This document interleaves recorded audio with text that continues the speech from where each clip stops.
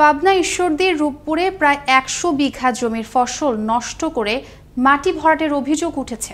এতে চরম ক্ষতির মুখে পড়েছেন কৃষকরা। পাবনা ঈশ্বরদী উপজেলা প্রতিনিধি বায়েজিদ বোস্তামির প্রতিবেদনের ডেস্ক রিপোর্ট।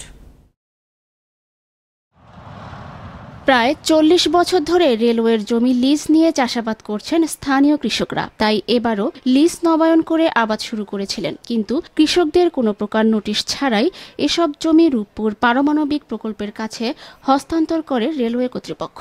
রেলওয়ে জমি লিজ নিয়ে আমরা আবাদ করতেছিলাম এবং এরপরে আমরা নির্ভরশীল, আমরা আবাদ লঘিত করে খাই, আমরা এই ক্ষতিপূরণের দাবি করছি। এসব বিষয়ে তাদের কিছুই জানানো হয়নি। জমির বেশিরভাগ ফসল নষ্ট করে মাটি ভরাট শুরু করেছে প্রকল্পের কাজে নিয়োজিত একটি ঠিকাদারি প্রতিষ্ঠান। নষ্ট করে দেওয়া এসব ফসলের উপযুক্ত ক্ষতিপূরণ দাবি করেছেন ভুক্তভোগী কৃষকরা। গাছ ছিল, এখন গম খেত আছে, কপির গাছ আছে, কলার বাগান আছে, জমিটা আবাদ করছে, আমরা আবাদ করছি, ঠিক আছে। হঠাৎ করে আসি দেখে জমিটা মাটি ফেলাইছে। আমাদের দাবি সরকারের কাছে যে আমাদের ফসলের ক্ষতিপূরণ দিতে হবে। অচিরেই ভুক্তভোগী কৃষকদের সহায়তা প্রদানের দাবি সবার।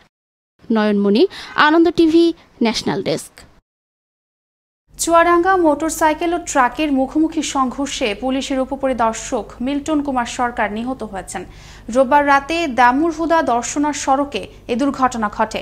রাত 10:30টার দিকে নিহতের মরদেহ উদ্ধার করে জেলা সদর হাসপাতাল মর্গে পাঠায় ফায়ার সার্ভিস ও সিভিল ডিফেন্সের সদস্যরা। নিহত মিল্টন কুমার সরকার ঝালকাঠি নলছিটি উপজেলার রানাপাশা গ্রামের পুলিশ কনস্টেবল সুভাষ চন্দ্র সরকারের ছেলে।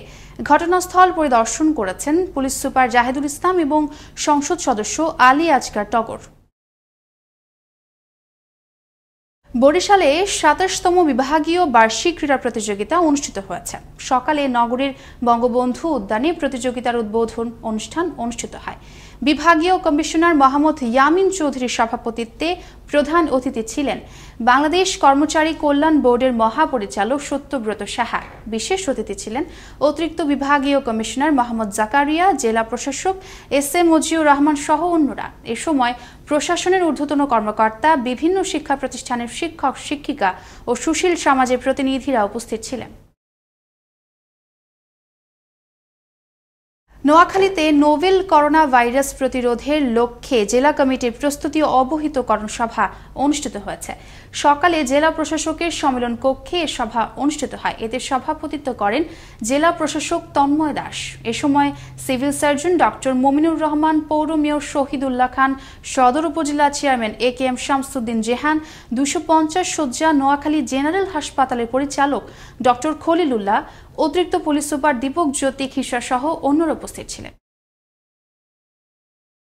বাগেরহাট ফকিরহাটে দি সিটি ব্যাংক লিমিটেডের এজেন্ট ব্যাংকিং এবং টিভিএস মোটরসাইকেল শোরুমের উদ্বোধন করা হয়েছে। সকালে প্রোপাইটর বাপ্পি কুমার দে সভাপতিত্বে প্রধান অতিথি ছিলেন উপজেলা আওয়ামী লীগের সভাপতি স্বপন দাস। অনুষ্ঠানে দি সিটি ব্যাংক লিমিটেডের সিনিয়র ম্যানেজার মোহাম্মদ শাখাওয়াত হোসেন, উপজেলা আওয়ামী লীগের সাধারণ সম্পাদক শিরিনা আক্তার কিসলু, টিভিএস অটো বাংলাদেশ খুলনার এরিয়া ম্যানেজার শরীফ হুসাইন মজুমদার উপস্থিত ছিলেন। গোপালগঞ্জ টুঙ্গিপাড়ায় জাতির পিতা বঙ্গবন্ধু শেখ মুজিবুর রহমানের সমাধিতে শ্রদ্ধা নিবেদন করেছে সংস্কৃতি প্রতিমন্ত্রী কে.এম. খালিদ। রোববার জাতির জনকের সমাধি সৌধের বেদিতে ফুল দিয়ে শ্রদ্ধা নিবেদন করে কিছুক্ষণ বেদির পাশে নীরবে দাঁড়িয়ে থাকেন। পরে তিনি বঙ্গবন্ধু ও তার পরিবারের নিহত সদস্যদের আত্মার মাগফিরাত কামনায় পবিত্র ফাতেহা পাঠ করে বিশেষ দোয়া ও মোনাজাত করেন।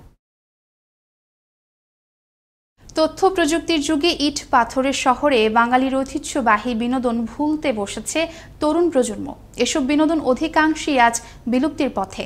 সেই ঐতিহ্যবাহী বিনোদন ঘুড়ি উৎসব ও বসন্ত বরণ হলো হবিগঞ্জে। জালাল স্টেডিয়ামে স্থানীয় সংগঠন 2006 প্রতি বছরের মতো এবারও আয়োজন করে বসন্ত বরণ ও ঘুড়ি উৎসব। চলে সাংস্কৃতিক অনুষ্ঠান এবং ফানুস উড়ানো। ঘুড়ি উৎসবকে কেন্দ্র করে বিভিন্ন শ্রেণী পেশার লোকজনের মিলন মেলায় পরিণত হয়ে ওঠে পুরো অনুষ্ঠান।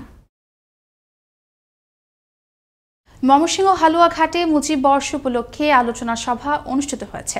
গতকাল রাতে 8 নম্বর নড়াইল ইউনিয়নের যুবলীগের উদ্যোগে এ সভা অনুষ্ঠিত হয়। এ সময় প্রধান অতিথি সংসদ সদস্য জুয়েল আরেংকে ফুলের শুভেচ্ছা প্রদান করে সংবর্ধনা দেন স্থানীয় নেতারা।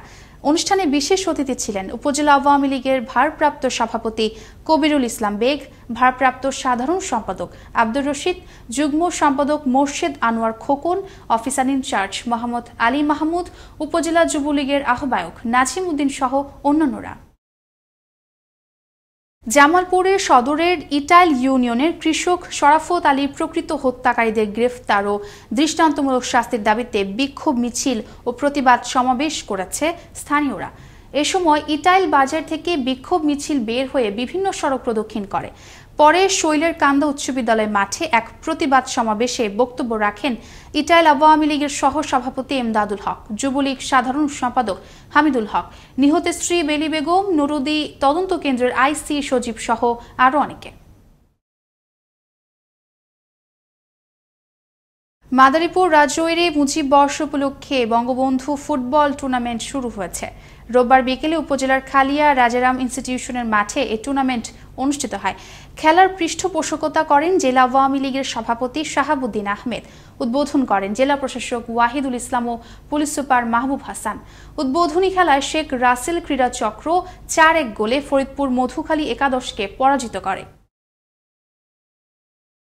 কুমিল্লা 14 গ্রামে মুন্সিরহাট ফুলমুড়ি যুব সমাজের উদ্যোগে শর্ট বাউন্ডারি ক্রিকেট টুর্নামেন্টের ফাইনাল খেলা অনুষ্ঠিত হয়েছে।